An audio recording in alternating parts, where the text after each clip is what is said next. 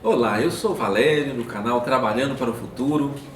Hoje nós vamos falar sobre Paulo de Tarso, Saulo de Tarso, né? Que a estrada de Damasco, por onde ele passou.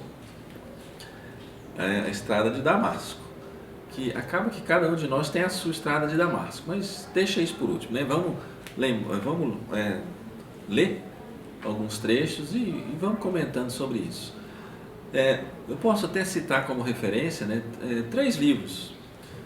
Um é justamente os Atos dos Apóstolos, que fica no Novo Testamento, na Bíblia, né, tem Atos dos Apóstolos, capítulo 9, descreve a maior parte do que eu vou estar lendo aqui, né? Um outro livro que serve para enriquecer o seu conhecimento sobre o cristianismo antigo é justamente Paulo e Estevão, psicografado pelo Emmanuel, né? O espírito que fez, o autor é o Emmanuel, psicografado pelo Chico Xavier. E um outro que eu posso citar é também o Evangelho da Mediunidade, de Eliseu Rigonati. Muito bom também, que vai descrevendo versículo por versículo do Atos dos Apóstolos, dentro da compreensão espírita da coisa, espiritualista, espírita da coisa. Então vamos seguindo aqui. Saulo, eu vou contar a história, eu vou ler um pouco aqui, né? Saulo, porém, isso está lá no capítulo 9, começa no versículo 1. Saulo, porém, respirando ainda ameaças e mortes contra os discípulos do Senhor, dirigiu-se ao sumo sacerdote e pediu-lhe cartas para Damasco, para as sinagogas, a fim de que, caso encontrasse alguns do caminho, quer homens, quer mulheres, os conduzisse presos a Jerusalém. Então eu vou lendo um trechinho e a gente vai fazendo alguns comentários em cima disso aí, né? Então perceba ainda, Saulo de Tarso era um doutor da lei, um sacerdote, alguém com muito prestígio, muito poder material, dinheiro, exército, soldados à sua disposição. E dirigiu-se lá ao sumo sacerdote pedindo autorizações, recomendações, cartas que autorizasse onde ele estivesse, por onde ele passasse, autorizasse o uso da força, porque lá ele pegaria os soldados dali, prenderia os cristãos, prendia, julgava, condenava e matava. Então Saulo de Tarso era um cara atuante. E a gente até vamos refletir sobre isso. Na cabeça dele, ele defendia Deus, defendia a lei de Moisés, sabe? Isso traz uma certa preocupação. Ele era um cara religioso, ele era um cara assim com conhecimento. Ele tinha conhecimento mais do que a maioria. Ele era um doutor da lei, estudou esses assuntos por muitos anos, mas não foi o suficiente, né? Então nesse trechinho que a gente vê aí, para defender a lei de Moisés, ele pega autorizações para que, se fosse o caso, prender e punir os cristãos, né? Aí vamos seguir. Mas seguindo ele viagem e aproximando-se de Damasco, subitamente o cercou um resplendor de luz do céu, e caindo por terra ouviu uma voz que lhe dizia, né: Saulo, Saulo, por que me persegues? E aí vai uma outra reflexão.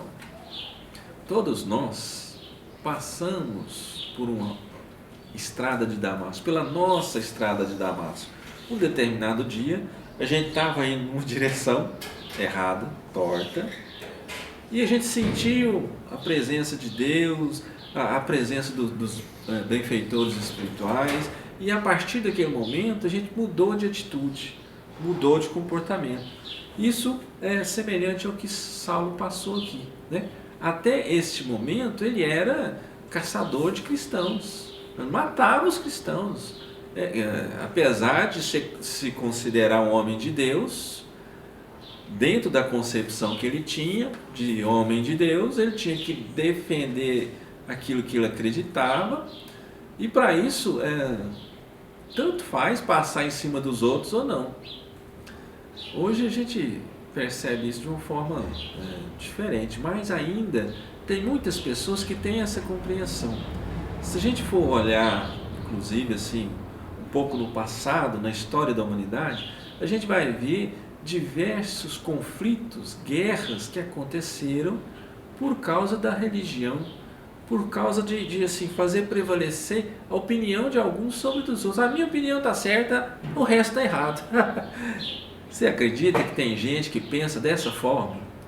A minha opinião está certa, todos os outros estão errados. Mas isso é um engano muito grande, um engano terrível isso aí, né? Leva a gente para buracos, para grandes reparações que nós vamos ter que fazer no futuro aí. Mas vamos, seguindo aqui. Saulo, Saulo, por que me persegues? É como se fizesse assim, Valério, Valério, por que me persegues? Ou, fulano, fulano, por que me persegues? Por que me persegue com as suas ações, as suas atitudes, seu comportamento? Por que você insiste em fazer coisa errada? E muitas vezes ainda achando que essas coisas erradas são certas. Isso acontece demais. Pessoas que se consideram assim corretas, cumpridores da lei de Deus, né? E fazendo coisa errada. Às vezes até inconscientemente. Vamos um exemplo disso, né? Um exemplo disso é os nossos pais. O pai, mãe, de uma forma geral, né? A gente fica querendo fazer o melhor para o filho. Às vezes não deixa nem pisar no chão direito. Tenta resolver, tirar as dificuldades da frente da pessoa. Só que a gente, se não tiver uma compreensão sobre isso aí, a gente vai estar atrapalhando essa pessoa que foi colocada debaixo da nossa responsabilidade para que a gente conseguisse orientar ela, criar os mecanismos necessários para se virar, para evoluir. E na questão da evolução, você muitas vezes, a pessoa tem que aprender sozinha, né?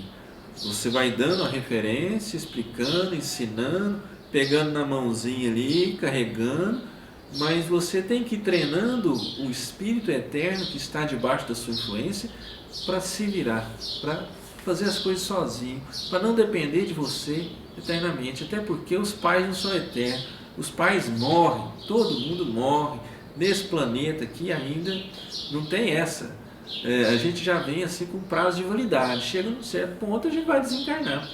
E aí, você preparou os seus filhos para sobreviver sem a sua presença, sem o seu auxílio? Pense nisso, você tem que preparar nisso, né? Então quando fala lá, Saulo, Saulo, por que me persegues? De certa forma também a gente vê aí um convite de Deus, de Jesus, provocando uma reflexão, né? Vamos de novo, versículo 5, né? Ele perguntou: quem és tu, Senhor? Respondeu-lhe o Senhor: eu sou Jesus, a quem tu persegues. E aí, Saulo de Tarso, ele compreende, né? Ele tem aquela constatação, aquela coisa assim que abriu, é como se estivesse na escuridão e abrisse a luz. Ele lembra, ele compreende que aqueles que eram considerados lá do caminho, da casa do caminho, os cristãos, que Estevão, que ele foi um dos responsáveis por matar Estevão por apedrejamento. Ele compreende também que Abigail, que era a pessoa que ele gostava, também por que ela tinha essa fé. Então ele compreende que todos esses estavam certos e ele estava errado. Ele estava errado. Então foi uma assim, constatação. Foi uma constatação. Senhor, e diante dessa constatação, ele fala assim: Senhor, o que queres que eu faça? Já passa o trem tudo na frente dele, fala: nossa, eu fiz tanta bobagem, tanta caca, como é que eu vou corrigir isso? O que queres que eu faça? Item 6, versículo 6. Mas levanta-se e entra na cidade, e lá te será dito o que cumpre fazer. Os homens que viajavam com ele quedaram-se emudecidos, ouvindo na verdade a voz, mas não vendo ninguém. Então, Saulo de Tarso não estava sozinho, né? Esse pessoal não anda sozinho. anda lá com os guardas-costas, né? Anda com os servos, que tem um monte de recursos para fazer, eles fazem, os outros fazem, né? Paga para que outro faça. Então não estava sozinho. Esse pessoal ouviu a voz de Jesus, mas não viu como Saulo viu, né? Saulo, além de ver as luzes, ele ainda viu a presença de Jesus, além de escutar a voz de Jesus. Isso tudo através já da sua mediunidade, que já estava despontando por aí, né? Então, os outros não conseguiram ver porque não tinha evidência, por isso que não conseguiram ver. Saulo levantou-se da terra e, abrindo os olhos, não via coisa alguma. E, guiando-o pela mão, conduziram-no a Damasco. Quer dizer, depois desse encontro, Saulo ficou sem enxergar. Foi retirado o talento da visão. Levaram ele e ele esteve 3 dias sem ver e não comeu e nem bebeu, diz o texto, né, do Atos dos Apóstolos, capítulo 9. Quer dizer, você imagina hoje, a gente fica nessa questão de quarentena, isolamento social, você fica dentro de casa, muitas vezes você fica até sem, buscando opções para ter o que fazer, né? Claro que varia demais de uma pessoa para pessoa, para outra. Agora você imagina ficar 3 dias num determinado lugar, sem enxergar. E no caso ele ficou ainda em jejum, né, para poder refletir, para poder analisar, passar a limpo o seu passado de caçador de cristão, matador mesmo, caçava e matava, prendia, punia, julgava, executava. Esse era o seu passado. E a partir dessa constatação de sentir a presença de Jesus, dá uma refletida também na questão do seu futuro. E agora, eu ia vindo por uma determinada situação ali, atitudes, comportamento, tipo de vida, e agora eu vi que aquele trem está tudo errado, tudo diferente, eu vou ter que modificar tudo. Então isso foi assim uma reflexão profunda em cima de Saulo de Tarso. Tem lá no versículo 10: Ora, havia em Damasco certo discípulo chamado Ananias, e disse-lhe o Senhor em visão: Ananias! Respondeu-lhe ele: Eis-me aqui, Senhor. Ordenou-lhe o Senhor: Levanta-te, vai à rua chamada à direita e procura em casa de Judas um homem de Tarso chamado Saulo, pois eis que ele está orando. E viu um homem chamado Ananias entrar e impor-lhe as mãos para que recuperasse a vista. Para a gente perceba aí a situação, né? Jesus aparece para Ananias e dá o endereço: rua da direita, na casa de Judas, que era uma espécie de hospedaria, né? Tinha como se fosse apartamento para alugar, né? Tinha lá os cômodos de aluguel. Deu o endereço para localizar. E aí, Ananias, que era médium também, né? A questão da vidência, da clarividência, médio de cura, com vários tipos de mediunidade, porque ele trabalhava muito, ele era um cara atuante, que saía pregando o evangelho e saía por cidades diversas, e por onde ele passava, ele ia arrebanhando outras pessoas e curando as pessoas, ensinando as pessoas. Então Ananias era um discípulo, um trabalhador de Jesus, assim, firme, bem firme.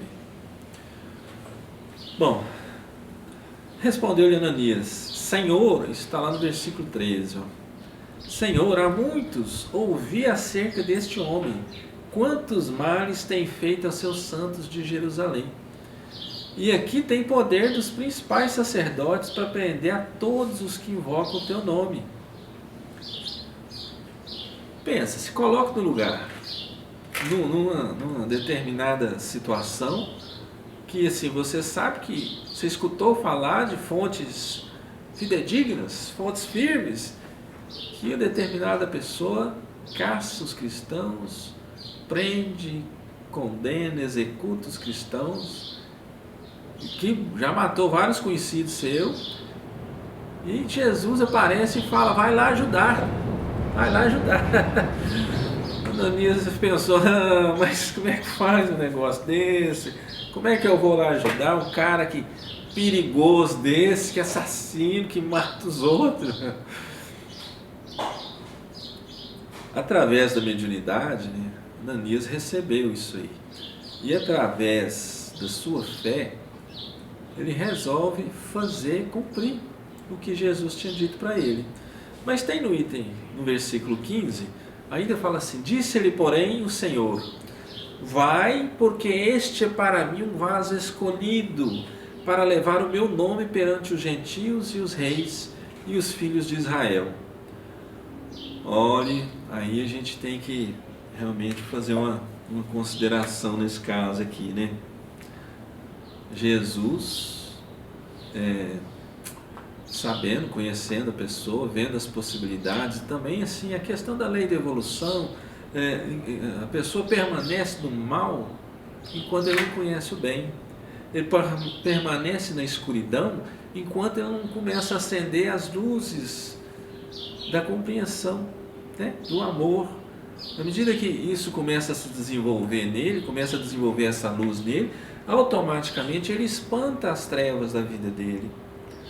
Vai diminuir demais a conta e ainda vai atrair os espíritos iluminados para ser aquela nuvem de testemunha, né, que Paulo de Tarso fala nas epístolas, que a gente está envolvido numa nuvem de testemunhas, lembrando até que envolvido assim, a gente atrai pela nossa vibração, pela nossa energia. Então, se a nossa energia é baixa, eu vou atrair os espíritos com energia baixa. Do jeitinho que eu penso, falo, faço, eu vou atrair os espíritos que tem mais ou menos aquela sintonia. A lei de sintonia é um fato, eu atraio mesmo quem está de acordo com a minha sintonia. Então melhore a sua sintonia, né? Melhore, faça brilhar a sua luz de filho de Deus para atrair os bons para o seu lado. Mas vamos ainda dar uma considerada, né? Jesus, conhecendo todo o passado de Saulo, não condenou Saulo. Não condenou, porque ele era conhecido por ser um perseguidor feroz. E já tinha fama mesmo, já tinha se espalhado isso aí. E aí a gente percebe uma coisa interessante. Jesus transformou alguém que trabalhava sem querer, sem saber, para as trevas, transformou ele num discípulo, num apóstolo dos gentios, né? E um trabalhador. Quer dizer, ele compreendia que Saulo de Tarso tinha todos aqueles talentos de conhecimento, de compreensão, de oratória, de magnetismo, de energia, só que utilizava de forma negativa. Pegou e tocou no coração de Saulo para que ele pudesse modificar o seu caminho. E isso a gente começa a dar uma analisada, que em muitos trabalhos mediúnicos a espiritualidade faz a mesma coisa. Às vezes tem lá aqueles obsessores, aqueles magos negros, aqueles elementos assim que gostam de trabalhar no mal, que têm o conhecimento, que estão ali há séculos, milênios, mas que a partir do momento que são atendidos, convertidos, eles se transformam em trabalhadores da luz. Não é uma coisa para se pensar?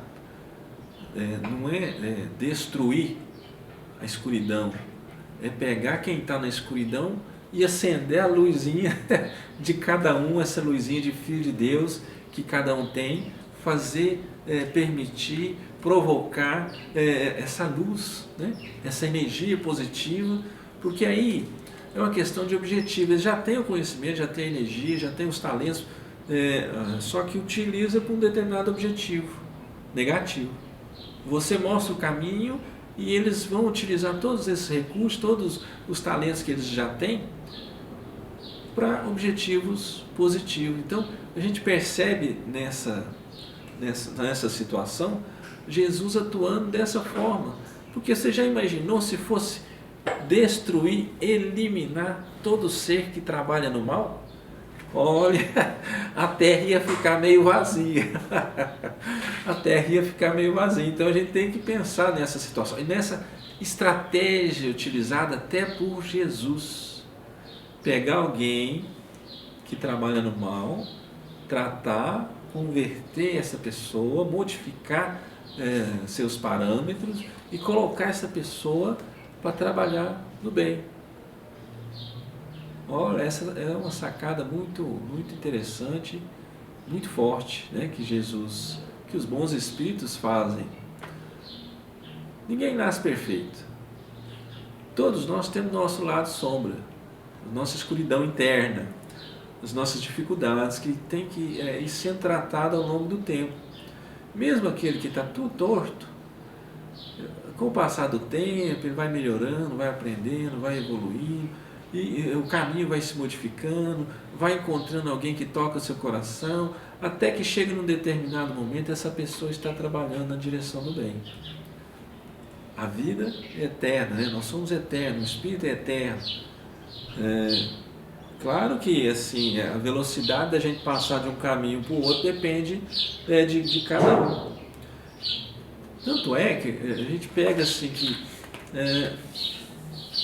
Saulo, depois que se converteu, de caçador de cristãos, ele se transformou em apóstolo dos gentios. Ele foi um dos responsáveis por sair divulgando a doutrina do Cristo por cidades, muitas cidades, criando igrejas e levando a boa nova para pessoas que não eram judeus. Enquanto os outros apóstolos ficavam ainda como que limitado no povo judeu, Saulo de Tarso, depois assumiu o nome de Paulo de Tarso, né?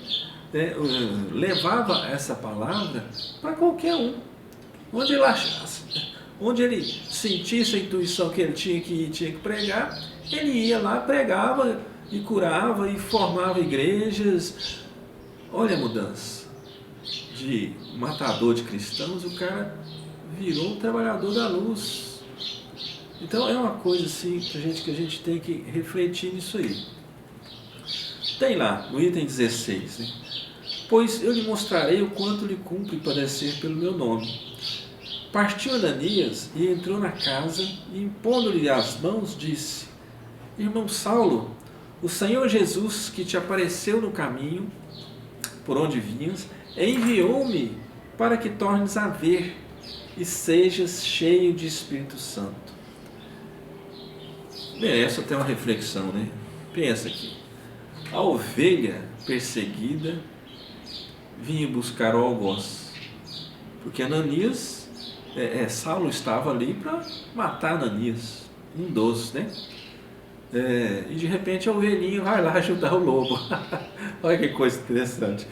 Mas pensa aqui também, vamos destacar de novo a questão do Ananias.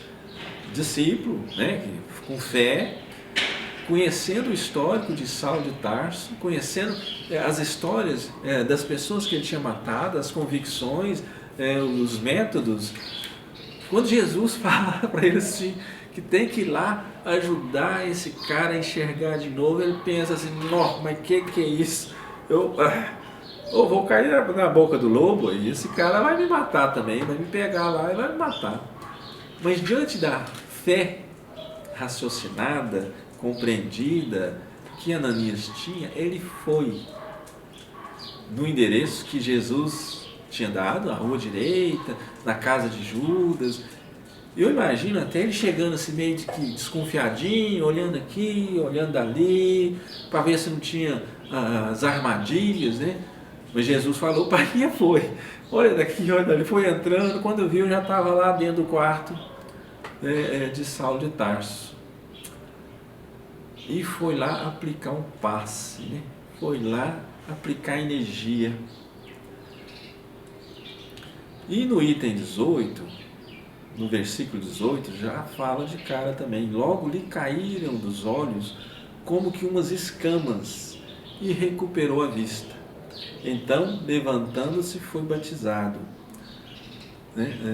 A partir daí, com o mesmo ardor que ele tinha em defender a lei de Moisés, defender a religião dele, ele passou a pregar, só que utilizando outras técnicas, né? Ele não matava quem não acreditava na boa nova do Cristo, né?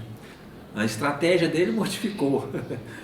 Quer dizer, mas com o mesmo ardor que ele assumiu o compromisso de defender a lei de Moisés, a partir desse momento ele assumiu o compromisso de defender os ensinamentos de Jesus, com estratégias diferentes, pregações, curas, conversas, interpretações, foi modificando isso aí, né? Passando de cidades em cidades, muitas e muitas cidades, mas de certa forma a gente deve muito do que a gente conhece hoje, do lado daqui, do ocidental, ao apóstolo dos gentios, que ele foi um dos caras que sem medo, sem preconceito, saiu pregando a palavra de Jesus para todo mundo que ele sentia aquela intuição de estar pregando. Realmente é uma coisa muito importante isso. Mas voltamos a destacar a questão da estratégia da luz. Pega o cara que é das trevas, dá uma transformada, e o cara das trevas vira um cara trabalhador da luz. Eles não saem matando, destruindo, eliminando quem participa das trevas, né? Jesus não faz isso, a estratégia deles é diferente. Ele vai conquistando com conhecimento, com amor, com energia, transformando, e a partir daquele momento, daquela estrada de Damasco que a gente passa, todo mundo passa, uns mais cedo, outros mais tarde, um determinado momento da nossa vida, a gente vai pensar, não, tem uma coisa diferente aqui. Vamos rever, né? Fazer toda aquela reflexão que Saulo de Tarso fez lá 3 dias, só que assim, de preferência que a gente não precise ficar sem enxergar, né?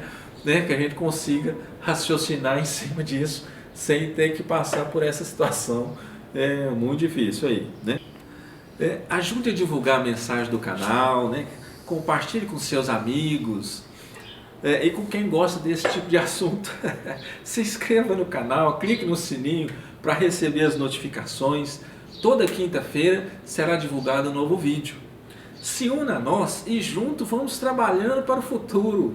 Dê o seu like, assista os outros vídeos do canal.